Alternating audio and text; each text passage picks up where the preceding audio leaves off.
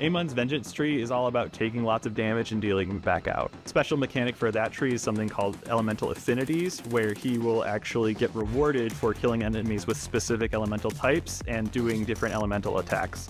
So he can create a gigantic ground fissure to ignite his enemies. He can summon lightning bolts from the sky to zap them.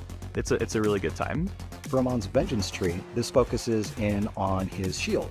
More particularly, there are skills that will allow him to use the Forge Wave ability that comes from his shield to explode on enemies. You have something that allows him to taunt, which really helps if you're actually playing with friends, and we do encourage that.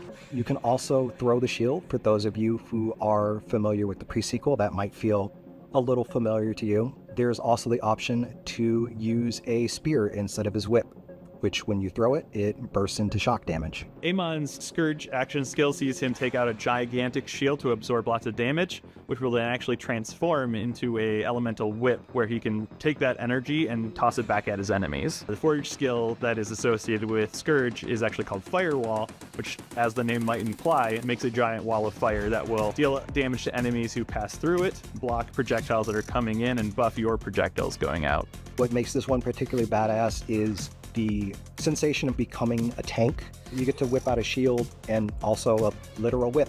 So you get to sit there and just soak up damage either for yourself to give yourself some breathing room, or when you're playing with friends, get in the mix and drag the attention to yourself.